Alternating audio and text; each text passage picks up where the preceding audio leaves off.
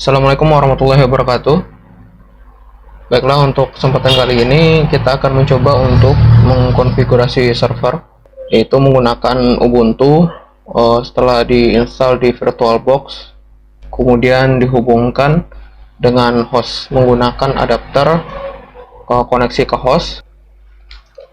Untuk dapat melakukan koneksi antara host dan virtual machine, kita harus pastikan di VirtualBox Manager, kemudian di Host Network Manager sudah terpasang VirtualBox Host Only Ethernet Adapter. Kemudian jika belum ada, kita dapat meng-create. Jika sudah, maka kita akan konfigurasi adapternya. Masukkan IP address di sini, jaringannya IP address untuk host adalah ini. Saya settingnya seperti ini. Kemudian untuk pastikan di DHCP server sudah enable. Kemudian server address kita isikan yang sama dengan adapter 561 tadi. Jika sudah, dapat di apply. Kemudian jangan lupa ditambahkan di virtual machine-nya di setting. Kemudian di bagian network, untuk adapter 1 biarkan seperti settingan default saja. Kemudian untuk adapter 2 di enablekan dulu, kemudian pilih attach to host only adapter, dan tadi settingan itu sudah kita buat di VirtualBox host only Ethernet adapter. Nah, pastikan nanti setelah kita jalankan Ubuntunya mendapatkan IP address dengan konfigurasi DHCP seperti di Host Network Manager.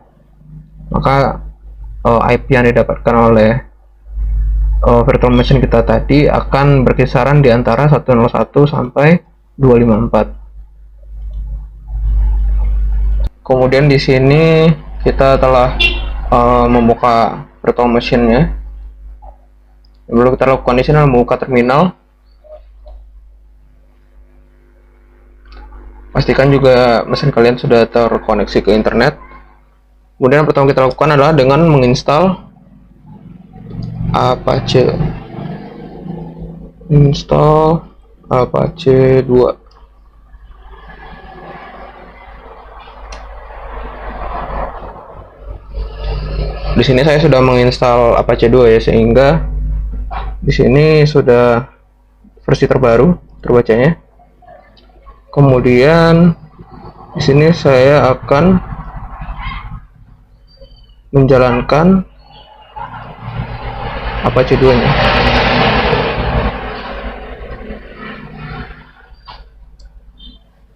Nah, kemudian kita lihat dulu statusnya. Ya, di sini sudah running ya. Apache 2 service aktif. Untuk mengeceknya kembali, kita dapat membuka browser.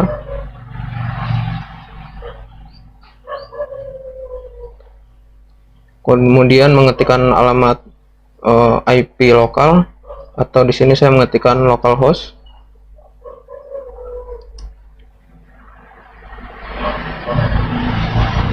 Nah, dapat lihat di sini bahwa sudah keluar untuk tampilan default dari halaman Apache 2.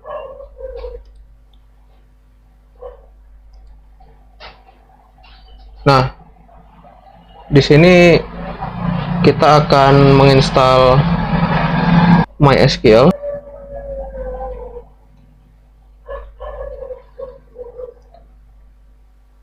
Nah, kemudian di sini juga saya sudah menginstal MySQL-nya.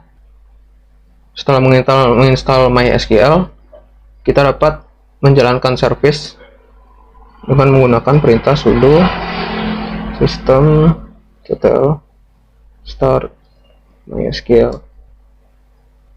Kemudian kita cek dulu statusnya. Nah, pastikan MySQL kalian sudah running. Jika sudah, maka kita dapat menjalankan perintah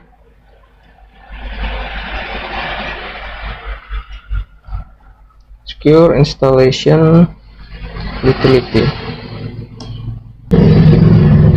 di sini saya akan memasukkan password baru untuk root. Nah, kemudian di sini ada dikeluarkan estimate strength-nya yaitu 50. Kemudian saya validasi saja. Remove anonymous user, yes. Disallow login remotely, yes. Nah, ini bertujuan untuk agar user root atau sebagai administrator hanya dapat login melalui secara lokal dari mesinnya gitu. Ini saya akan mengisikannya semua. Kita dapat mengetikkan perintah sudo system control systemctl enable MySQL. Dengan mengetikkan perintah ini, maka setiap reboot mesinnya atau server yang kita gunakan, MySQL akan otomatis jalan. Kita dapat mengenablekan untuk Apache 2 juga. Nah, dengan demikian antara database dan web server kita sama-sama akan jalan walaupun nanti servernya di reboot. Nah, biasanya server untuk web dan server database akan dipisah. Tapi kasusnya di sini kita akan menjalankannya di satu mesin. Kemudian untuk dapat mengakses si MySQL ini secara remote dari host lain, kita perlu juga menambahkan bind address. Nah, letaknya itu kita dapat menggunakan gedit saja, yaitu editor untuk dari Ubuntu. Gedit itu terletak di etc MySQL config directory mysqld.config. Nah, di sini kita akan menambahkan bind address. Nah, di sini kita cari bind address. Di sini yang dapat mengakses hanya lokal ya di sini ya. Nah, jika kalian memisahkan antara mesin antara web server dan server database, kita dapat menambahkan untuk web server kalian di sini. Kemudian ketikkan IP publik dari atau IP lokal jika berada pada jaringan yang sama di settingan MySQL. Nah, dengan gini MySQL kalian, database kalian dapat diakses oleh server yang kalian inginkan. Seperti itu. Nah, karena kasus di sini kita hanya menggunakan satu mesin, maka kita tidak perlu menambahkan bind address. Kita hanya menambahkan IP lokal yaitu 127.0.0.1. Setelah kalian menambahkan IP web server kalian dapat save. Nah, setelahnya kita dapat merestart MySQL agar settingan tadi dapat dijalankan. Systemctl restart MySQL.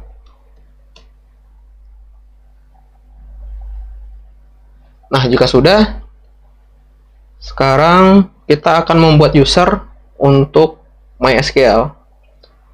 Pertama, kita login dulu sebagai root di MySQL. Kita dapat mengetikkan perintah sudo MySQL. Ini dapat otomatis MySQL akan login sebagai root. Nah, kemudian kita akan menggunakan perintah create user. Di sini kita akan menambahkan user. Nah, kemudian setelah add ini kita dapat menambahkan IP public dari web server kita sebagai user ya, berarti ya web servernya. Nah, karena di sini kita menggunakan localhost, maka kita dapat menambahkan localhost saja. Identified by Nah, di sini kita menambahkan password. Di sini saya memasukkan tes 1234. Oke.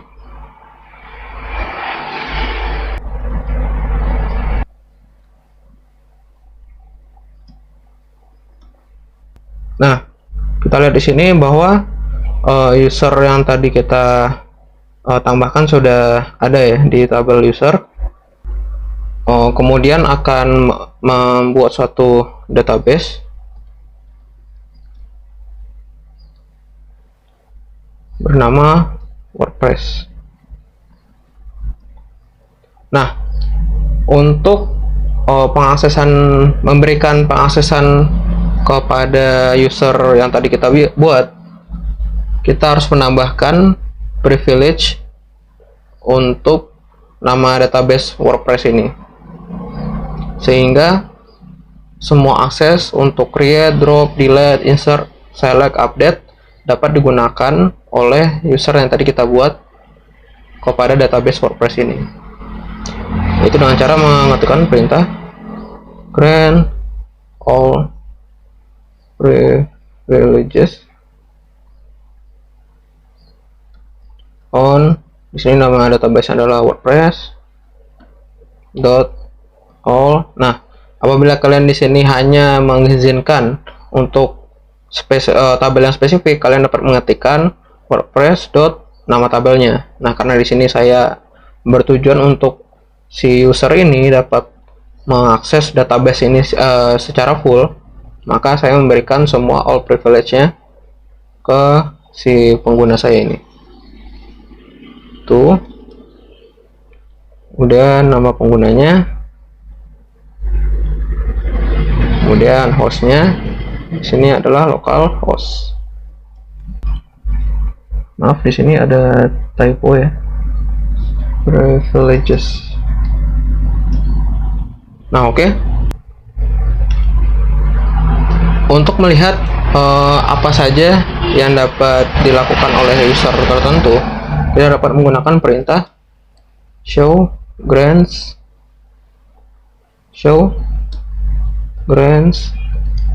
for nama penggunanya, kemudian nama hostnya.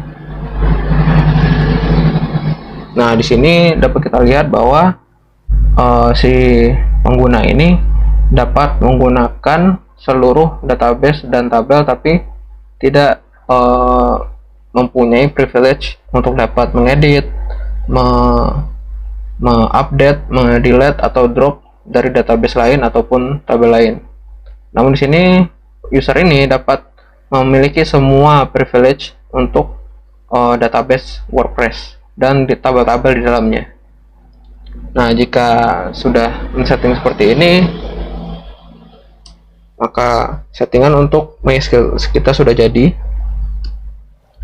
Kemudian di sini karena WordPress menggunakan PHP ya, maka kita akan menginstal PHP di web server kita, yaitu dengan cara memasukkan perintah sudo get install PHP. Nah, di sini PHP saya sudah terinstall. Nah, untuk dapat menggunakan library dari Apache, kemudian library yang ada yang sering dibutuhkan, kemudian library dari MySQL juga, kita perlu menginstal semua library tersebut dengan menggunakan perintah sudo get install lib apache 2 node php MySQL untuk library MySQL nya, kemudian php common untuk library yang sering digunakan di PHP.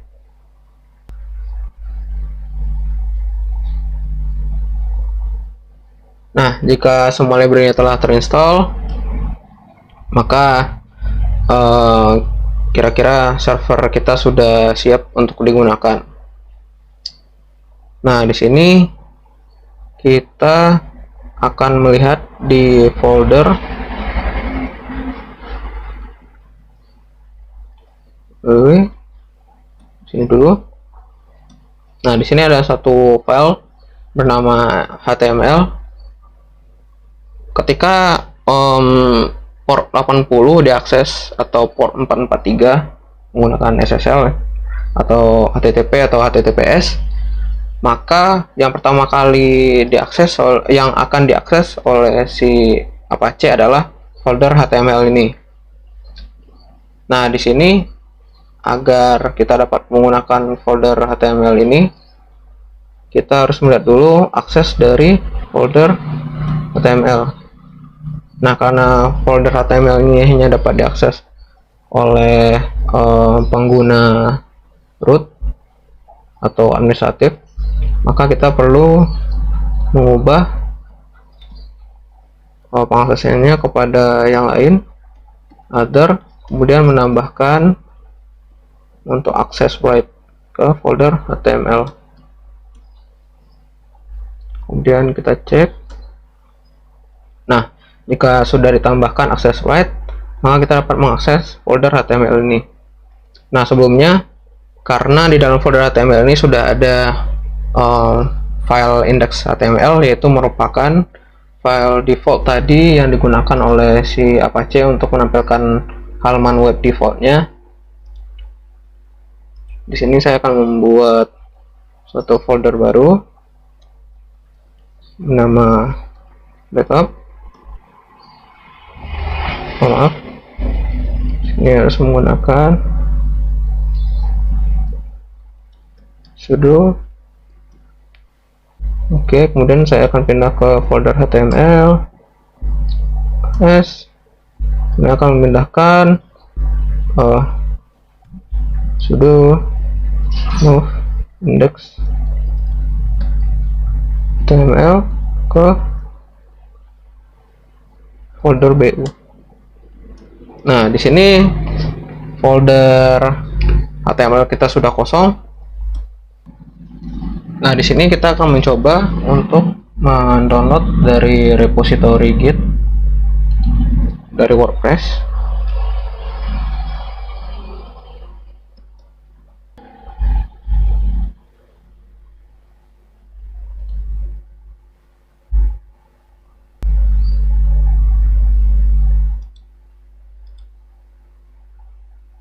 Kemudian kita akan mengcopy dari URL-nya.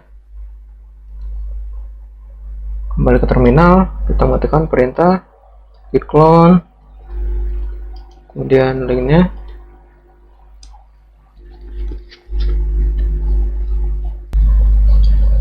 Nah, di sini saya sudah selesai untuk mengclone dari WordPress-nya dari repository WordPress di GitHub. Kemudian kita dapat pindah ke folder WordPress.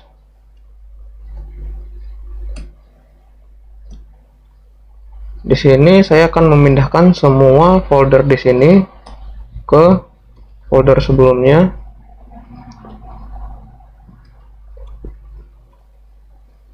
Sehingga semua file yang berada di folder WordPress berada di folder HTML. Nah, jika sudah seperti ini, saya akan meremove dulu folder WordPress-nya. Oke. Kemudian kita dapat men-setting CMS kita dengan mengetikkan localhost. Nah, saat pertama kali jalan, WordPress kita akan men-setting untuk database, nama databasenya, username, password, kemudian host.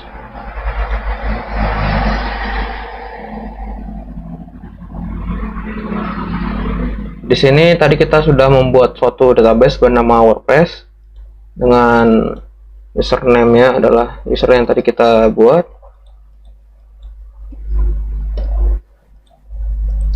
Kemudian passwordnya tadi adalah database host. Nah, di sini jika kalian memisahkan ya antara web server dan server database, kalian mengetikkan di sini IP dari server database-nya. Kemudian untuk tabel prefix, di sini saya biarkan default saja. maka semua tabel nanti di dalam database WordPress di sini akan berawalan dengan WP. Submit. Ya, jika sudah berhasil seperti ini, kita dapat run installation.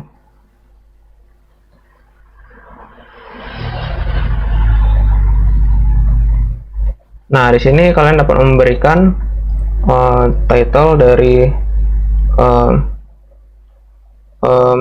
website kalian. Di sini saya akan mengisikan my blog. Username saya tadi. Passwordnya saya samakan saja. Saya confirm saja biar lebih cepat. Kemudian masukkan email. Ya, ini saja. Ini ditambahkan supaya nanti search engine dapat meng-search dari website kita.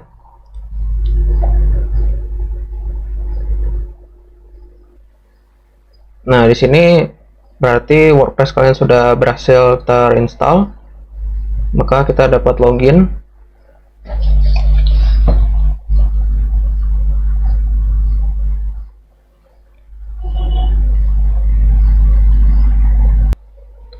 Untuk dapat menenablekan di firewall, maka kita harus menambahkan eksepsi di firewall kita untuk dapat membuka port 80 dan 443, yaitu HTTP dan HTTPS, dan menambahkan eksepsi di firewall sehingga host lain atau komputer lain dapat mengakses server kita. Itu dengan cara sudo ufw allow HTTP kemudian hello HTTPS, sehingga dengan protokol HTTP dan HTTPS host lain dapat mengakses web server kita. Kemudian kita akan mengecek status. Nah, dengan mengecek status kita dapat melihat bahwa di firewall kita mengaktifkan port 3306, yaitu untuk MySQL dapat diakses oleh host manapun. Kemudian di 22 yaitu Secure Shell SSH tahu juga. Nah, di sini web server yang dibutuhkan adalah 80 dan 443. Nah, untuk lebih amannya jika kita menggunakan web server berbeda ya. Tadi kita setting untuk 3306 untuk dapat diakses oleh dari mana saja. Nah, idealnya biasanya untuk database ini kita akan dapat mengakses secara lokal, atau jika databasenya dari database server yang berbeda, dari server yang berbeda, kita dapat mengallow-nya untuk spesifik IP. Nah, itu dapat kita tambahkan dengan menggunakan. Nah, pertama kita harus menghapus dulu untuk status allow di 3306 dari anywhere ya, dengan cara sudo ufw delete allow 3306. Dan kita cek di status 3306 nya sudah tidak ada. Kemudian kita akan mengallow untuk database ini untuk hanya di localhost saja dengan perintah sudo ufw allow from 127.01 to any port 3306. Nah, kita bisa mengeceknya dengan sudo ufw status. Nah, kita lihat di sini bahwa yang dapat mengakses port 3306 di firewall kita dengan di aturan firewallnya hanya localhost saja. Nah, ini untuk settingan security-nya lebih aman. Sedangkan untuk web server, untuk protokol HTTP dan HTTPS dapat diakses oleh siapa saja. Kemudian di sini untuk Secure Shell kita dapat mengakses juga lewat remote dari mana saja. Kemudian idealnya jika kita akan mengakses server, kita kan dapat menggunakan remote dari mana saja di sini. Nah, Jadi kita akan mengakses server dari komputer manapun dapat kita lakukan menggunakan protokol SSH. Di sini saya akan coba menunjukkan caranya. Kita ke setting,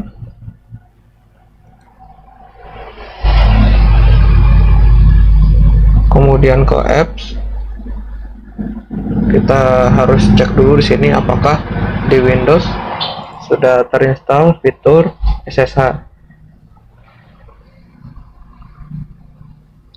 Nah, di sini saya sudah menginstal Open SSH Client. Jika belum terinstall di operating system kalian dapat add feature. Kalau di Ubuntu atau Linux tinggal apt-get install SSH untuk kliennya, atau kalian bisa menggunakan klien lain seperti Putih, atau kalian juga dapat menggunakan klien seperti Remote Desktop Manager ya. Nah, di sini banyak protokol yang bisa kalian gunakan untuk remote desktop. Di sini saya akan menggunakan bawaan dari Windows, Open SSH Client. Kemudian untuk dapat terhubung ke servernya, kemudian perintah SSH, nama usernya, kemudian di 192.168.56.101. Kemudian password untuk usernya.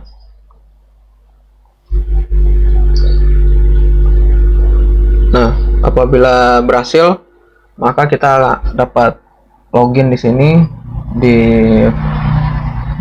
nama usernya, kemudian di host VirtualBox. Nah, di sini kita dapat mengecek server kita apakah jalan. Sudo systemctl status Apache 2.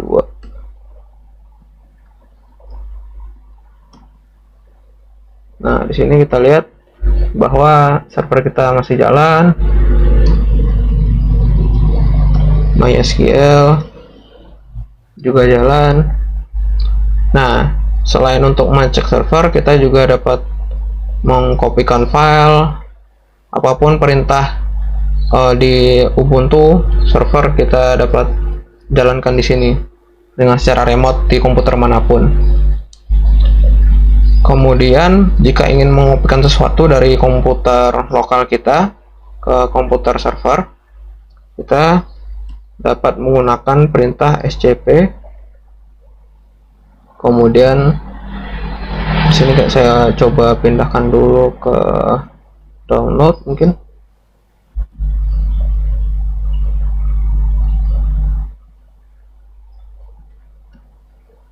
ke download. Kemudian di download saya akan coba tambahkan satu file baru,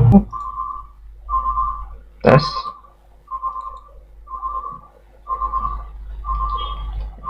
Kemudian saya akan coba tambahkan from client.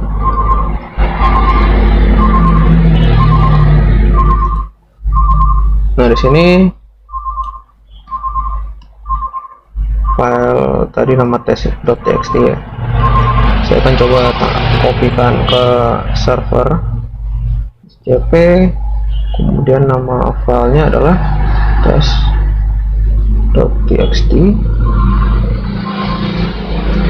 Kemudian di server kita akan pindahkan ke home.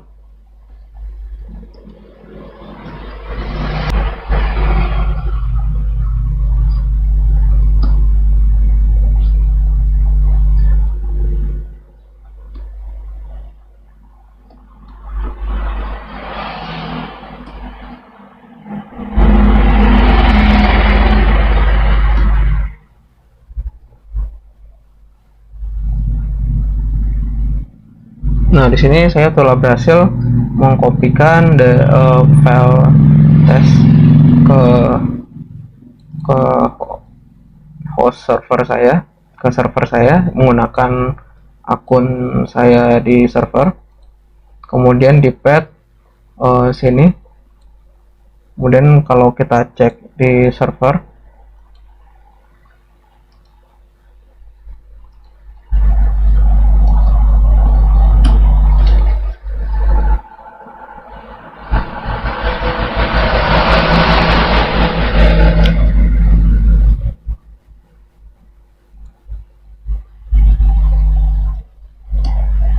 jika kita cek di server,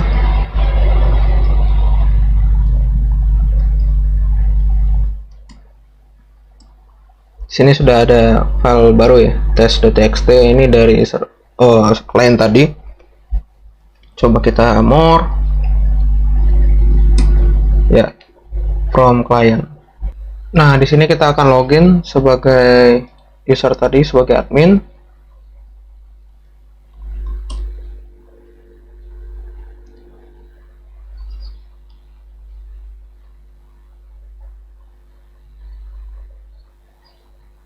Kemudian di sini kita akan ke setting, kemudian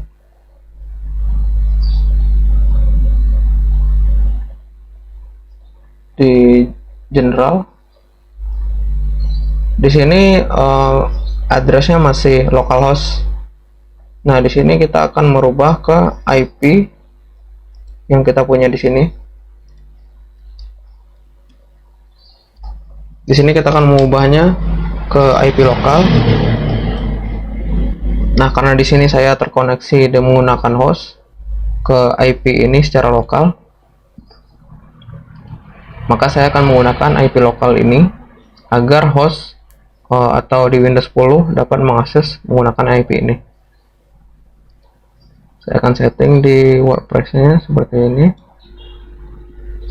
Nah, nantinya jika server kita memiliki IP public, maka kita dapat mengisikan IP public atau domain yang telah kita pasangkan dengan server kita dengan IP publicnya seperti ini. Kemudian kita tinggal save.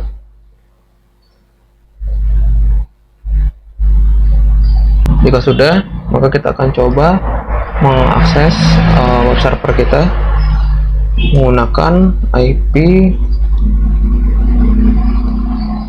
lokal yang tadi kita setting. Ya, di sini sudah keload. Ini mengakses masih menggunakan IP lokal ya. Masih belum menggunakan domain atau yang lain. Nah, jika secara lokal, domainnya dapat kita setting di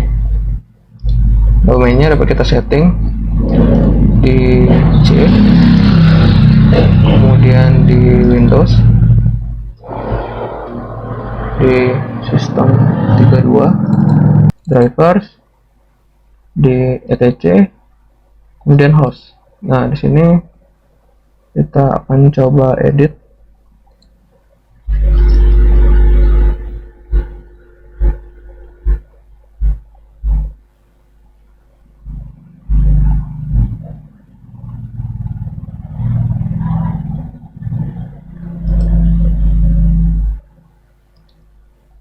Nah, di sini kita akan mencoba menambahkan IP address tadi secara lokal, yaitu 192.168.56.101. Kemudian kita beri nama myblog.local.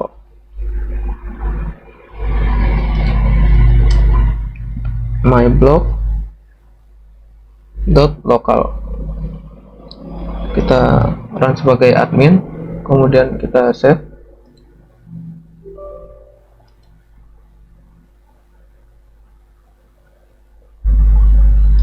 Jika sudah, kita akan coba mengakses menggunakan domain yang tadi kita gunakan, yaitu myblog.local. myblog.local ya. Nah, di sini dengan menggunakan domain myblog.local, maka dia akan mencari di lokal IP address tadi dan mengakses ke IP address lokal tadi. Ya, sekian untuk tutorial kali ini. Mudah-mudahan bermanfaat. Kemudian saya akhiri dengan Assalamualaikum warahmatullahi wabarakatuh.